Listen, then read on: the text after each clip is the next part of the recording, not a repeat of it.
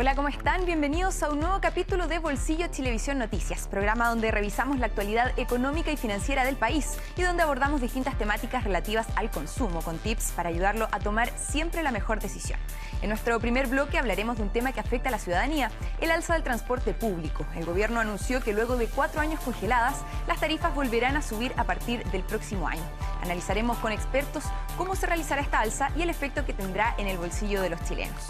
Luego hablaremos del incremento que han tenido las deudas en el retail en el último tiempo. Endeudarse para muchos ha sido casi una obligación con tal de pagar algunos servicios básicos. Analizaremos con expertos cómo usted puede ahorrar y evitar endeudarse en esta época del año donde la mayoría de los productos incrementan su valor. Así comienza Bolsillo en Chilevisión Noticias. Un golpe transversal al bolsillo de los chilenos está dando la canasta básica. Escuche bien, porque productos como la zanahoria y el té subieron bruscamente. Muchos usuarios están buscando alternativas o nuevas porciones para productos que son de consumo frecuente en la mesa de los chilenos. Nueva alza en el costo de la vida que impacta transversalmente a los chilenos. Hay 2 productos que se dispararon y que probablemente se encuentran en su casa: la zanahoria y el té. La zanahoria ahora está a 1.500 el kilo. ¿A cuánto lo compraba? El medio está a 1.500. ¿El medio? Sí. ¿Cuánto compraba antes usted el kilo? Compraba 500, 300. Bueno, si uno viene con 10, 20 lucas, ahora llevamos 20 lucas, el pichín de cosas que llevamos. 5.000 pesos. Antes uno quitaba un carro, una cuestión, pero eso era antes, todo está subiendo. En el caso del té, las subidas de precios han afectado fuertemente a la industria, un producto esencial que se encuentra en la mesa de los chilenos, que si bien no dejan de comprar, al igual que con las frutas y verduras, comienzan levemente a migrar a productos de menor calidad o a comprar por raciones. Efectivamente, se ha percibido mucho el alza de precio, entre un 7 y un 15% ha aumentado este último periodo. Viene muy poca gente y la gente que ya nos conoce y es nuestro cliente habitual se ha visto en la necesidad de comprar menos cantidad. Ahora ya no compran el surtido para el mes, sino que van comprando a medida que van semanalmente o diariamente. La canasta básica de alimentos registró un alza récord y superó los 60.000 pesos, lo que significa un aumento acumulado del 23,1% en el transcurso de un año. ¿Subieron de precio realmente las zanahorias? Los sacos están a 22 lucas el saco. A 22. ¿Y a cuánto estaba antes? A 8 lucas, 10 lucas. Cuesta 25.000 pesos. ¿Cuánto le costaba antes? 10, 12. Y no solo estos productos subieron, otros que también elevaron fuertemente su precio fueron los tomates, la margarina, la leche y ni hablar de la carne. En total, 71 de los 79 productos que componen la canasta básica mínima diaria presentaron un alza. Que esta alza de la canasta es histórico y por lo tanto desde que existe medición en el año 2013 nunca se había dado estos montos. Efectivamente, durante el mes de septiembre aumentó el valor de la canasta sobre los 60.000 pesos. Y en esa alza importante, indudablemente que lo que es el té y la zanahoria, que crecieron en relación al mes anterior sobre el 8%, impacta de manera importante todo lo que es la canasta básica en las familias de nuestro país. Inflación que ha sido este año uno de los principales dolores de cabeza de los chilenos, sobre todo al bolsillo de los pensionados. Resulta que me ofrecen, por ejemplo, un paquete de verdura de estas, y yo prefiero comprar un paquete de verdura surtida. Buscar alternativas, de alguna forma habrá que arreglárselas para consumir estos productos básicos y que siempre nos han acompañado en nuestros hogares, a la espera de que se logre una estabilización que se ve afectada por factores externos como la guerra y todavía el efecto pandemia. Después de casi 4 años congeladas, las tarifas de transporte público en la región metropolitana volverían a subir el próximo año. Sin embargo, el gobierno aún no entrega detalles respecto del monto del reajuste ni de la fecha exacta en que esto se realizaría. Tenés que ponerte entre la comida o el transporte. Así de simple, porque no, la plata no da, no da, para. Así como Cintia, son miles las personas que viven contando el dinero que destinan al transporte público. Dinero en el presupuesto personal o familiar que se ha visto impactado, además, por el actual escenario económico. Porque antes igual ya pago la micro nomás y chao. Pero ahora no, prefiero caminar. Historias del día a día del chileno a pie que se dan en momentos en que el gobierno anunció el descongelamiento de los precios del transporte público para el próximo año. En palabras simples, el aumento de las tarifas en los buses Red y el Metro de Santiago en la región metropolitana. Algo que nos hacía efectivo desde enero del 2019, cuando el transporte subió 20 pesos para la tarifa adulto y 10 pesos para los estudiantes. aumento tarifario que está contemplado descongelar para el año que viene. No está definido todavía ni los montos ni los plazos. Si es que se realiza, va a ser de una forma gradual. Si bien no se aclaró cuánto ni cuándo será efectivo este reajuste, hay luces que podrían ser entre enero y febrero del 2023. Esto según los dichos del propio ministro de Transporte en una entrevista radial. Un descongelamiento de la tarifa que según datos del gobierno debería ser 100 pesos más de lo que cuesta actualmente. Es lógico, ¿cuánto tiempo que está sin subir de precio? Malo.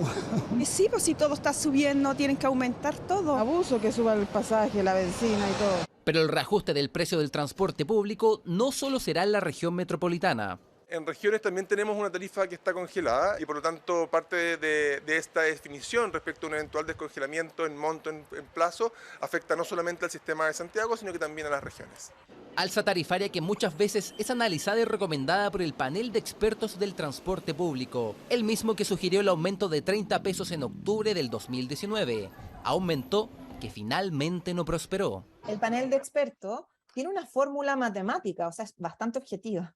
Y te aseguro que el 2019, cuando se subió en agosto, septiembre, octubre, marcó que tenía que subir porque había subido alguno de los insumos. Entonces, es un reajuste que tiene que ocurrir en algún minuto. Si bien el último informe del panel de expertos no recomienda una alza inmediata, sí sugiere que podría variar en el tiempo. Y así será en 2023, por lo menos así lo afirmó el gobierno. Alza o descongelamiento. ¿Cuánto será el aumento gradual? Eso aún es una interrogante. Y escuche bien, porque 3 de cada 10 usuarios no paga su pasaje en el transporte público. Esas son las cifras que maneja el Ministerio de Transporte, al menos de los buses red. Incluso hay empresas que tienen registro donde 1 de cada 2 personas no paga. Esto ha generado un impacto en la futura alza de pasajes que ya anunciaron para 2023. Del 100% de personas que usted llega en porcentaje, ¿cuánto cree usted que evade el pasaje? ¿Que evade? Sobre el 50%. ¿Sobre el 50%? Sí. Según el último informe del 2022, la evasión se ha mantenido en torno al 31,7% a nivel global en la red metropolitana de movilidad y los choferes del sistema público de transporte advierten que ya es parte de su rutina. Pucha, de 10 pagarán 7. ¿Cuál es? ¿Harto lo que? Sí, harto. Pero ¿cómo es la forma más común? para evadirlo, por atrás. Cuando tanto bajan ahí se cuelan por entre medio. Y pasan por encima del torniquete. ¿Qué le parece que pasa? Una sinvergüenzura, pero ¿qué vamos a hacer nosotros? No pudimos estar peleando todos los días. De las operadoras del sistema, Subus es la que tiene mayor evasión, llegando al 50,3%. Le siguen Voy con un 46% y STP con un 33%. La evasión es uno de los factores que el panel de expertos debe considerar a la hora de fijar y elevar las tarifas, un alza que viene sí o sí para el 2023. Efectivamente, la tarifa del sistema red metropolitano ha estado congelado desde octubre del 2019 y esta autoridad ha determinado que se va a mantener congelado por todo el año en curso. A partir del próximo año vamos a tener un descongelamiento que hay que definir cuál es el momento, cuáles son los montos a considerar. En la calle, la noticia del descongelamiento de la tarifa del transporte público no cayó nada de bien entre los usuarios. Que no la suban, pues si los sueldos siguen igual, estamos peor. Es que no debieran de subir, pienso yo. Es un abuso. 20 pesos, supongamos una cosa así, pero no más, no, porque está mala la situación. Porque no lo tiene va a ser un problema, porque los sueldos están bajos. Los expertos en transporte explican que los costos operacionales se han disparado, entre ellos el precio de los combustibles, que es un factor decisivo a la hora de aplicar un alza a los pasajes del sistema de movilidad metropolitano. Si fuéramos sinceros, probablemente debiera ser bastante más grande el alza. La tarifa debiera subir mucho más, pero probablemente el Estado va a subsidiar parte de esa alza. Pero yo esperaría que debiera ser en torno a las alzas históricas que han sido entre 20 y 30 pesos, ¿no? El ministro de Transportes agregó que el proceso de alza de los pasajes será gradual y que es parte de una decisión en base a la responsabilidad del uso de los recursos fiscales, entendiendo que el congelamiento de la tarifa ha sido posible en base a subsidios estatales. Para saber cómo afectan las tarifas del transporte público en el bolsillo de los chilenos, tomamos contacto con Rodrigo Fernández, académico de la Facultad de Ingeniería y Ciencias Aplicadas de la Universidad de los Andes, además doctor en transporte de la University of London. ¿Cómo estás, Rodrigo? Bienvenido a Chilevisión Noticias. Buenos días, Daniel. Mucho gusto. Rodrigo, ya lo veíamos en las notas anteriores, se espera que haya un reajuste en el transporte público para el año 2023. ¿De cuánto podría ser finalmente este reajuste? Bueno, lo que ha anunciado el Ministerio es del orden de los 100 pesos. Y eso es, eso es como un acumulado de lo que ha ocurrido entre octubre del 19 y ahora. O sea, han subido una serie de insumos, como por ejemplo, bueno, el precio del petróleo ha subido como un 35%, el precio del dólar también ha tenido un alza importante, que son dos de las variables que influyen en la tarifa. La mano de obra también influye, los sueldos de los choferes siempre aumentan los sueldos. En realidad, un chofer gana en promedio algo así como 500.000 pesos al mes. Y lo otro que también sube con el petróleo son los lubricantes y los neumáticos. Entonces estamos frente a muchos inputs, muchos factores que están influyendo y que deberían llevar a un aumento de la tarifa desde el punto de vista técnico. Ahora, desde el punto de vista político, probablemente no sea el momento para hacerlo, y en el año 2023 probablemente vamos a tener una recesión y a lo mejor menos va a ser una buena oportunidad para hacer un alza. Pensando precisamente en esa recesión, ¿hay algún cálculo de en qué fecha del año se podría producir esto y cómo afectaría finalmente esto a la ciudadanía? No, yo no tengo antecedentes porque eso lo maneja el Ministerio y la decisión en ese caso es una decisión política del Ministerio, no es una decisión técnica. ¿Cuánto podría afectar el alza?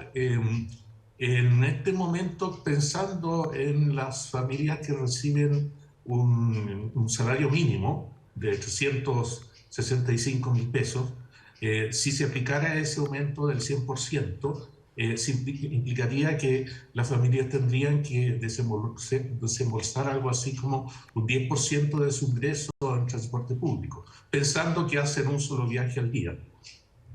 Ahora lo veíamos en la nota, de 3 de cada 10 personas no paga su pasaje. ¿Qué pasa entonces con la evasión en el transporte público y cuánto influye un alza del pasaje en la evasión? Mira, probablemente la evasión va a seguir siendo igual, porque ya es digamos, una práctica que está instalada. El proceso de la evasión es un proceso que tiene un efecto como una epidemia. Si yo pago la tarifa y veo muchas personas que están subiendo y no les está pasando nada, no están teniendo ningún castigo por eso, probablemente yo voy la vez siguiente a hacer lo mismo. Y así se va contagiando. Y bueno, y si no hay un control, un sistema de fiscalización fuerte, mira, la cantidad, digamos, los índices históricos de evasión son en promedio del orden del 30 y tantos por ciento, un poco menos del 40% históricamente. Perfecto. ¿Y cómo podría reaccionar la ciudadanía ante una eventual alza del transporte público, considerando que los precios están congelados desde el año 2019? Recordemos, previo al estallido, este alza que se anunció de 30 pesos, que generó finalmente, o fue el detonante final del estallido. ¿Cómo podría reaccionar la ciudadanía ante esta eventual alza en los precios? Bueno, indudablemente va a reaccionar mal, dado que están subiendo todos los otros precios de los insumos de la canasta básica. Entonces, las personas tampoco están percibiendo un buen nivel de servicio del transporte público, es decir, las frecuencias no han aumentado, la calidad de los buses, de la mayoría de los buses sigue siendo la misma, el hacinamiento en el metro también. Entonces, no me cabe duda que las personas van a tomar mal una subida de tarifa. Y yo creo que ahí es donde la autoridad política tiene que hacer un manejo adecuado para, por ejemplo, en este momento, a lo mejor aumentar el subsidio de esa tarifa hasta que estemos en unas mejores condiciones económicas. Y en línea con eso, ¿cómo se puede hacer un reajuste al transporte público sin que afecte tanto el bolsillo de las personas? ¿Hay alguna otra fórmula que pueda permitir eso? Sí, se puede hacer un aumento muy gradual. Por ejemplo, en vez de hacer un aumento, digamos, en un solo instante de 100 pesos, a lo mejor se puede ir aumentando, no sé, en unos 20 pesos a lo largo de un cierto periodo. Quizás no digamos un periodo continuo, sino que a lo mejor, no sé, se me ocurre cada mes y medio, cada 2 meses, para que no pase eso del alza o que pase lo del alza de las bencinas, que las personas cada un cierto tiempo reciben un alza, protestan, pero finalmente se acostumbran a esa alza. Perfecto. ¿Y se podría decir que hay alguna otra medida que exista, aparte de congelar las tarifas, para poder reajustar la tarifa del transporte público? ¿Y qué tan dañino ha sido también este congelamiento de las tarifas en estos últimos 3 años? A ver, dañino en el sentido de que ha sido necesario subsidiar para mantener la tarifa fija. Y en el otro sentido, yo diría que habría que centrarse más en la evasión. La evasión está muy alta y eso tiene un efecto en la tarifa. Es decir, el efecto de la evasión, si pensamos que es alrededor de un 37% o un 40%, significa que un tercio de la tarifa no está siendo pagada. Y a lo mejor por ahí está un efecto para no subir tanto las tarifas. Pero el control de la tarifa implica disponer de recursos suficientes para hacer la fiscalización. Bien, muy claro. Muchas gracias, Rodrigo Fernández, académico de la Facultad de Ingeniería y Ciencias Aplicadas de la Universidad de los Andes y doctor en Transporte de la University of London. Nosotros vamos a una pausa y volvemos con más Bolsillo en Chilevisión Noticias.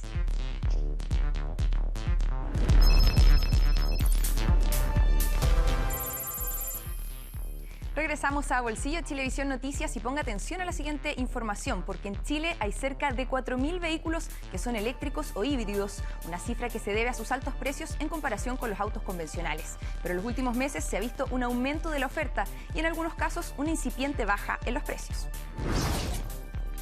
En los últimos años hemos visto cómo la electromovilidad ha ganado terreno en el campo automotriz mundial, una energía sustentable que ha crecido en Chile. Hay que pensar que hace más o menos unos 6 años habían cerca de 100 autos eléctricos, híbridos, etc. Hoy día tenemos cerca de 4.000. A esta altura del año tenemos más de 900 vehículos 100% eléctricos vendidos en nuestro país y más de 350 vehículos híbridos enchufables. Una cifra no menor para el parque automotriz nacional, pero vamos a lo que importa al bolsillo. ¿Cuánto uno puede ahorrar al cargar un motor completo de estos autos? Comparativamente con la gasolina es mucho más barato. Los precios van entre los 1.000, 1.300 hasta 4.000, 4.500 pesos por una carga completa del estanque, por así decirlo, eléctrico, dependiendo del tipo de cargador y la velocidad con la que tú inyectas. Tiempo de carga que puede variar desde las 23 horas hasta los 40 minutos, dependiendo de la fuente de energía que se utilice y si es un enchufe en casa o un punto de carga privado. Aquí, otro interrogante importante para el bolsillo. ¿Cuánto cuestan estos autos? Para ello recorrimos la Feria de Electromovilidad y encontramos algunas opciones, desde los 19 millones hasta los 189 millones de pesos. Lo estamos trayendo a un precio de cerca de 20 millones de pesos, que entendemos que es de los autos más baratos. Tiene esto una autonomía de 238 kilómetros. El ZS eléctrico, el auto que tengo a mi izquierda, ese hoy día viene con una mejora en términos de autonomía, que son sobre 300 kilómetros de autonomía reales y que tiene un precio de 29 millones de pesos. El cross turismo con una autonomía que va entre los 380 y los 400 kilómetros. Más, en este caso, el que tenemos acá es un auto que tiene una potencia de 560 caballos, ronda entre los $149.000 y $189.000 aproximadamente. En pesos hablamos de unos 189 millones. Claro, si usted quisiera hiciera la opción full. Según los expertos, las principales diferencias entre un auto a combustión a uno eléctrico son la caja de cambios y el sonido. La diferencia de partida del sonido, que no suena. ¿El sonido qué hace? Lo emite un parlante, que eso lo pusieron como norma de seguridad para que se escuche algo el auto. No tienen caja de cambios, entonces va todo el rato en un cambio, no tienen transmisión. Vehículos que hoy por hoy existen en una gran variedad de modelos y se ajustan a todas las necesidades. Todas las marcas, como es la tendencia a nivel mundial, están mutando a motores 100% eléctricos y hoy día pasando por las distintas versiones híbridas, de poder cubrir la gama completa de necesidades que pueden tener nuestros clientes. Una tendencia mundial que, si bien en términos de precio de adquisición aún no es tan económica, el desempeño del vehículo sí puede ahorrar a largo plazo. La experiencia internacional da cuenta de que en algunos países los autos eléctricos llegaron para quedarse. Hacia, por ejemplo, el año 2035, los autos que se vendan en el país solamente pueden ser eléctricos, los autos nuevos, cero emisiones. El gobierno también tiene algunos proyectos, como por ejemplo el taxi eléctrico, que generamos un cofinanciamiento para cambiar flota de taxis a eléctricos. Un ambicioso plan que debe ir condicionado a la adaptabilidad de las rutas, como por ejemplo la cantidad de puntos de carga a nivel nacional y la regulación de esta en domicilio. Vehículos eléctricos que se comienzan a posicionar como una opción para moverse de forma sustentable. Si está en busca de trabajo, ponga atención a lo siguiente. Pese a que las ofertas han bajado en comparación al año pasado, aún hay cupos disponibles en diversos rubros, según la plataforma de búsqueda de empleo. El comercio es uno de ellos. Por ejemplo, en restaurantes, hoy hay 2.000 ofertas con sueldos que pueden llegar hasta cerca de 1 millón de pesos. Mire. Buscar trabajo siempre es un desafío. Hay quienes dejan los pies en la calle, literalmente. Estoy buscando. A ver cómo se consigue. ¿Y en cualquier área? En cualquier área, lo que salga. Y es que al igual que Felipe, muchos tienen en mente este objetivo. Pero la pregunta es, ¿dónde hay trabajo? Recorrimos las calles en busca de ofertas. Hoy el comercio será nuestro escenario.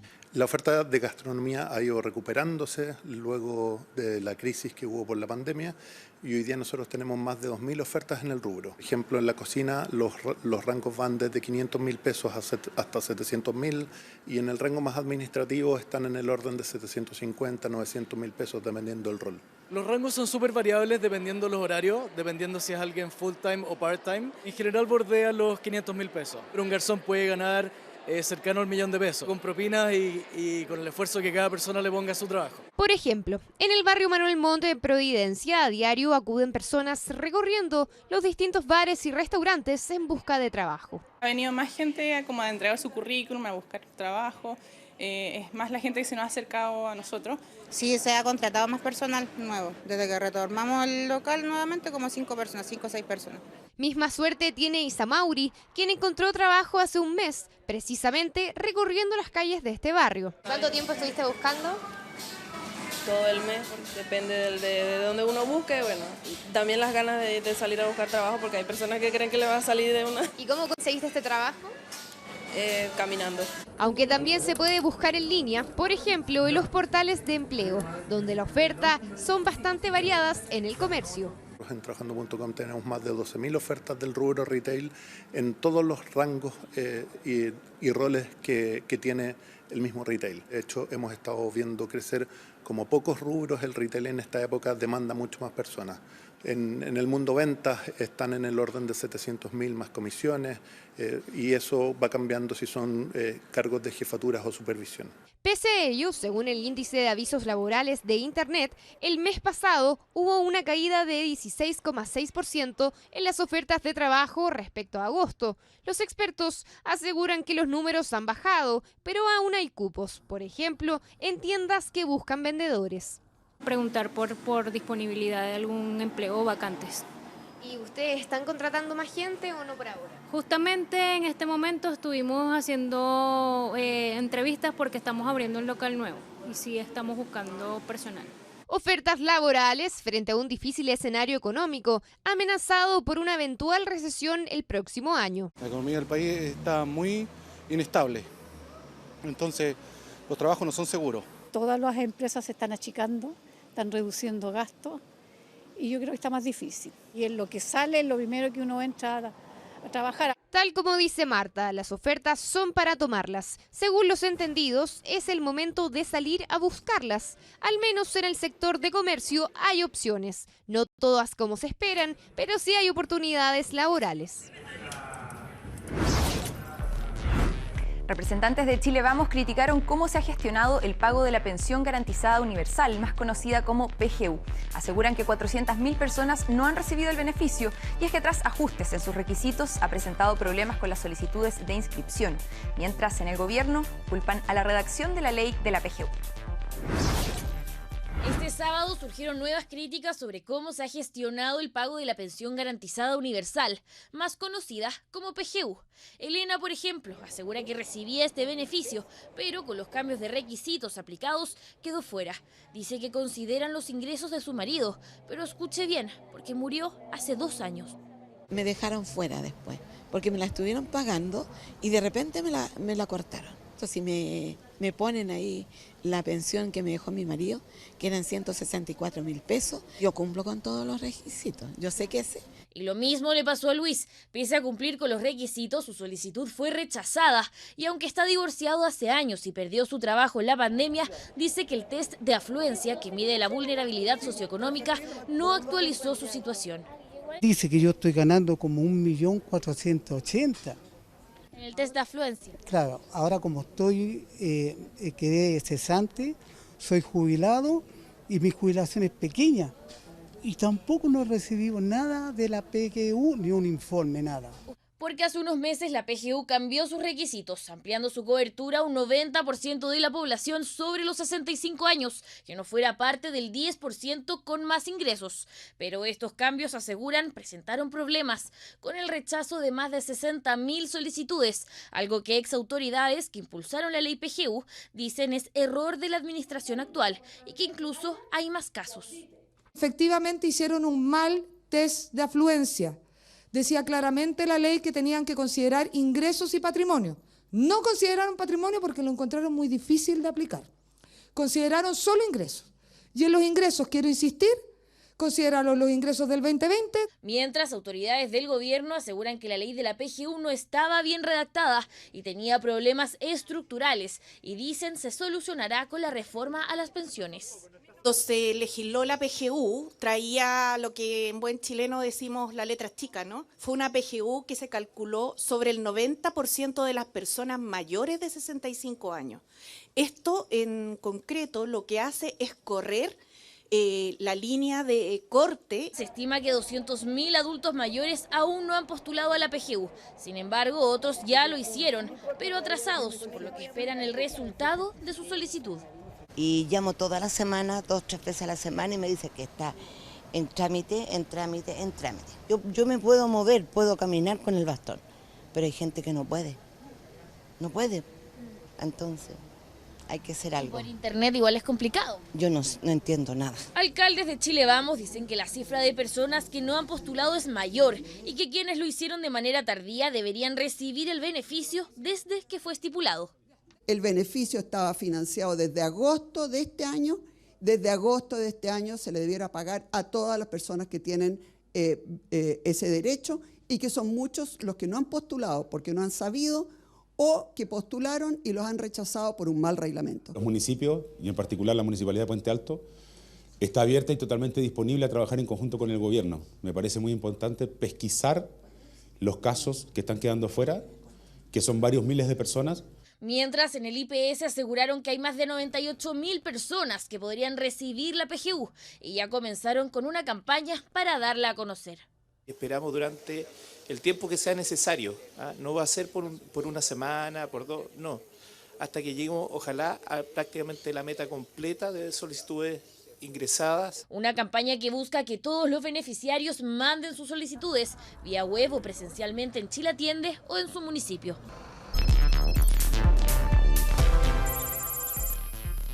Regresamos a Bolsillo Chilevisión Noticias y presta atención con la siguiente cifra, porque en un 14% aumentaron los morosos por gastos comunes en la región metropolitana durante el mes de septiembre, según un estudio de la plataforma Comunidad Feliz. Una deuda que podría ser repactada hasta en 12 cuotas, incluso sin intereses si la administración de su edificio lo permite, esto según la nueva ley de copropiedad. ¿Cómo funciona este acuerdo? Lo vemos en la siguiente nota. Yo ahora que no estoy trabajando me están ayudando a pagarlo, pero si no fuera por eso no tendría cómo pagarlo. Al igual que Gabriel, son muchas las personas que por la actual situación económica les cuesta pagar los gastos comunes a fin de mes. Sin ir más lejos, solo en septiembre la cantidad de morosos por este ítem en la región metropolitana subió un 14%.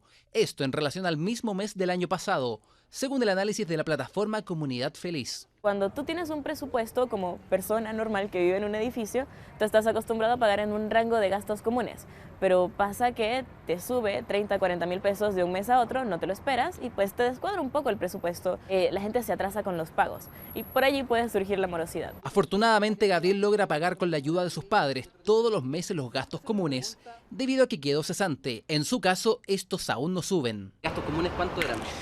Ahora están más o menos entre 40 y 49 mil pesos. Yo trabajaba 2 fines de semana y ya con eso guardaba mi dinero para los gastos comunes. La morosidad por gastos comunes se incrementó durante los últimos 12 meses. ¿Qué hacer si usted mantiene una deuda? ¿Cómo poder regularizar esta situación? La ley de copropiedad incluye dentro de sus artículos la posibilidad de poder pagar la deuda por morosidad si está de 3 meses o más, lo que puede realizar hasta en 12 cuotas. Tuviera que recurrir, sí lo haría. ¿Sí lo harías? Sí. Mira, yo prefiero quedarme sin ningún peso, ¿ya?, pero vivir tranquila y vivir sin tener que deberle ni un peso a nadie. Pero atento, que esto no es una obligación por parte de la administración del edificio, ya que para celebrar este convenio de pago de la deuda, el administrador debe requerir el acuerdo del comité de administración del edificio en cuestión. Ayuda harto. Yo que no tengo trabajo, ayuda harto. Me ayudaría mucho, pero de cualquier manera tendría que leer la ley. Hay que leer la ley, realmente. Y claro, porque la ley de copropiedad detalla que si se faculta el pago de la deuda en cuotas, esta debe tener un pie mínimo del 30% del total de la deuda en ese momento. La morosidad debiera ser cero, pero lo normal es que sea 15-20% considerado baja, pero que no se transforme en una forma de pago. Pagos de morosidad en cuotas, que si bien parece ser un respiro para aquellas personas que lo necesitan o lo podrían necesitar, puede afectar el buen funcionamiento de la comunidad si ésta se hace una constante. Otra duda que cabe saber es si esta regularización de la deuda en cuotas puede tener intereses. Convenios de pago pueden o no tener interés. El comité de administración puede decir, mira, vamos a ayudar a los vecinos que están con problemas y vamos a hacer, por ejemplo, una reducción de intereses en la deuda. Y aparte vamos a reducir que no pague intereses en el convenio. Todo dependerá entonces de cada comunidad, porque debe recordar que la regularización de la deuda de gastos comunes solo se podrá pagar en cuotas si ambas partes están de acuerdo, según la ley de copropiedad, es decir, quien habita la vivienda posee la deuda y la administración. La deuda promedio de clientes del retail no bancario alcanzó montos históricos el primer semestre. Mientras el endeudamiento de los chilenos comienza a subir nuevamente, salimos a las calles junto a un experto para ver cómo organizar los gastos y el pago de cuentas.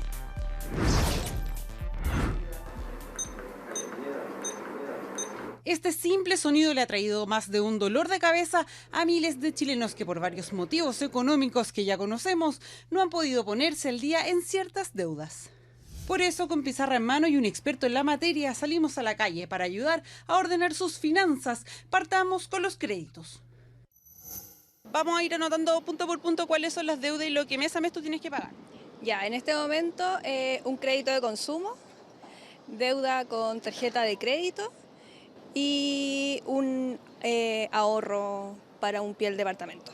¿Pagas arriendo o dividendo? Arriendo. Entonces veamos cuáles son las prioridades de Belén. La tarjeta de crédito, la dejo primero, el crédito de consumo, el ahorro y el arriendo. Vamos a ver si está haciendo bien la tarea o no. La está haciendo bien, pero yo le cambiaría algunas prioridades que ella hizo. Tiene la tarjeta de crédito como primera, yo se la pondría en 2. En 1, el crédito de consumo. En 3, lógicamente, el arriendo. Y 4, porque ella cualquier problema que tenga en el crédito consumo, le entra en el rating después para poder comprar un departamento y la van a castigar si se atrasa o cualquier cosa, la van a declarar en mora, mientras que la tarjeta de crédito se puede atrasar un poco y por último paga los intereses. Dicho esto, el caso de Belén no es lejano a la realidad que se vive. Es más, el nivel de endeudamiento, pero con tarjetas de casas comerciales, es casi 20 veces mayor al de las tarjetas bancarias. Para ponerle un número, hoy en día una persona se endeuda en promedio 345.000 pesos con una casa comercial, versus el año 2016, por ejemplo, donde se endeudaban en promedio 250.000 pesos. Ya lo ve, pasemos ahora al caso de Sofía, quien no quiso mostrar su rostro, pero sí compartir su caso, donde su problema está en las deudas de servicios básicos. La más importante, bueno, el internet pues igual es necesario. El agua, pagamos como 30, y la luz ahora que hay que pagarla. El orden de prioridades se lo haría diferente. 1 y 2 agua y 3 internet. Pero aquí había algo que Sofía no nos había dicho y por eso ahora entendemos sus prioridades. Hay una tremenda cuenta de luz que nos llegó recién de 3 millones. Sugerencia, si usted es Edu, le sugiero vaya a la compañía y renegocie la deuda. Dígale la situación económica, renegocie la deuda y no va a pagar intereses y le van a repactar. Repactar y en lo posible no pedir un crédito de consumo porque terminará pagando una deuda mucho mayor. Que piden mucho para poder repactar, pues. Esa es la cosa, que uno no puede de repente juntar lo que pide. La alimentación en primer lugar, porque ahora que está tan difícil la vida, la alimentación es la que uno prioriza más. Hoy día son más de 1.700.000 personas con morosidad solo en casas comerciales. Por eso el principal consejo es este. Pero parte de una premisa básica. Uno no puede más gastar más de lo que tiene. Aunque cueste, hay que hacerlo, hay que ordenarse, cuidar el bolsillo y por sobre todo, la economía de su hogar. Para conocer cómo podemos ahorrar y evitar endeudarnos en esta época del año, tomamos contacto con Rafael Romero, economista y socio de PKF Chile. ¿Cómo estás, Rafael? Bienvenido a Chilevisión Noticias. Buenos días, muchas gracias por la invitación. Considerando la inflación y el precio de los productos, ¿cómo podemos evitar endeudarnos en esta época del año? Bueno, es difícil el tema del endeudamiento. En general, tendemos a gastar mucho más allá de nuestros ingresos, que en época, digamos, de poca inflación, igual uno siempre, si se endeuda, se sobreendeuda, tiene que pagar intereses. Pero en esta época, en que los intereses están ligados a la variación de la UEF, cualquier endeudamiento extra nos va a costar mucho pagarlo. Por lo tanto, acá la recomendación es planificarse. Es muy difícil planificarse, es cierto, pero la familia tiene que concentrarse en cuáles son los gastos más importantes para el mes, luego ver cuáles son los ingresos mensuales y en función a eso planificarse. Como te digo, la clave está en planificarse, en hacer los presupuestos, pero es difícil de hacerlo. Y en línea con eso, ¿de qué otras formas podemos ordenar nuestras deudas o cómo podemos organizarnos durante el año? Como te comentaba, es una actividad teóricamente simple. Este tipo de cosas, ¿verdad? Uno lo estudia en la universidad, pero para llevarlo al orden familiar, ¿verdad? Sería quizás destinar un cierto monto de gasto, una idea sería eso, destinar un cierto monto de gasto semanal y no excederse de ese gasto. Esa es otra forma, restringirse a eso. Es decir, si tenemos un ingreso, por decir algo, de 400.000 pesos mensuales, restringirse a gastar máximo 100.000 pesos por semana, ¿verdad? Dado que el mes tiene 4 semanas, y ese sería otro procedimiento. Ahora, Rafael, hemos hablado mucho de la inflación, hemos vivido también las consecuencias que esto tiene. ¿Cómo podemos pagar esas deudas que ya adquirimos cuando los precios de los productos eran más bajos, antes precisamente de la inflación que estamos viviendo en este momento? Bueno, ese es lo que apremia a muchas personas, luego que nos hemos endeudado y si no tenemos, ¿verdad?, los ingresos extras. Una posibilidad es tratar de conseguir algunos ingresos extras. A veces es difícil realizar eso. Ahora, si no tenemos los ingresos extras, vamos a tener que apretarnos más el cinturón y si teníamos antes, en el caso anterior, 100.000 pesos por semana para gastar, vamos a tener que reducir ese gasto a 90.000, ahorrar un poco para poder pagar los compromisos, porque nadie quiere que a la vuelta de varios meses te estén llamando por teléfono, ¿verdad? Los acreedores que te están cobrando, que te están exigiendo que pagues, que te estén amenazando. Nadie quiere pasar por eso.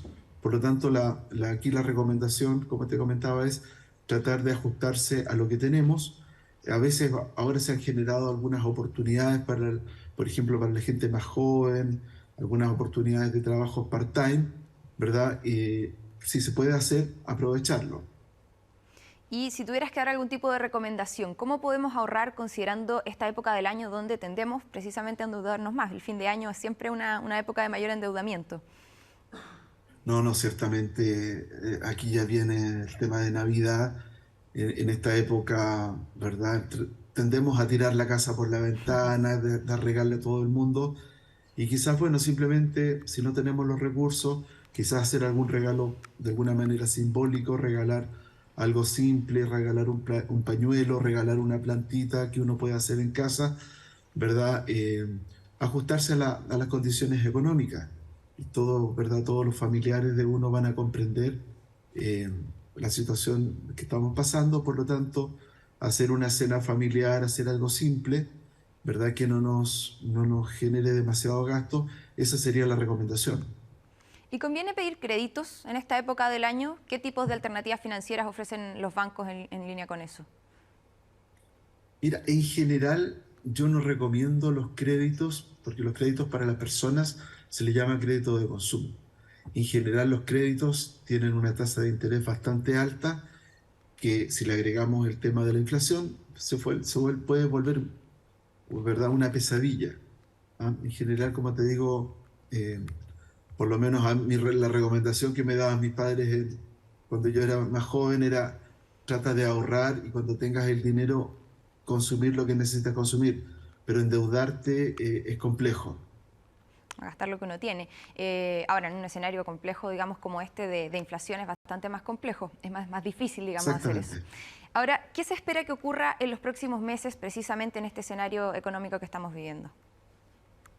Bueno, ya tenemos bastantes indicios de que el tema económico en Chile no va a estar bueno, así que desde ese punto de vista las familias tienen que empezar a prepararse. Pueden venir épocas de alzas de inflación.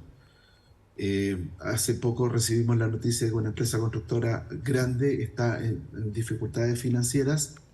He sabido por temas de relaciones de que constructoras chicas también ya están enfrentando problemas, principalmente por las altas tasas de interés que están pagando. Por lo tanto, el sector construcción, que es un sector que demanda mucho trabajo, va a estar bastante mal el próximo año, ¿ya? Y otras actividades económicas también. Tenemos incertidumbre, ¿verdad?, mundial. El tema de la guerra o la invasión de Rusia a Ucrania no está resuelto. Se espera que el precio de los productos energéticos sigan subiendo. Europa ya no está teniendo el abastecimiento que tenía antes de gas, por lo tanto va a empezar a demandar, ¿verdad?, de otras fuentes que nosotros compramos, por lo tanto estos precios van a subir. Es decir, no se ve fácil en materia de inflación y en términos de actividad económica, ¿verdad?, hay bastantes, como se dice, nubes en el camino en que podemos enfrentar desempleo generalizado en nuestro país. Un duro escenario económico el que se avecina. Muchas gracias, Rafael Romero, economista y socio de PKF Chile, por conversar con Chilevisión Noticias. Muchas gracias por la invitación. De esta forma terminamos este capítulo de Bolsillo Chilevisión Noticias. Los invitamos a que sigan en nuestra programación y que revisen más información sobre este y otros temas en nuestro sitio web chbnoticias.cl y en nuestras redes sociales, además de pluto.tv. Continúen en nuestra sintonía, nos vemos en un próximo capítulo.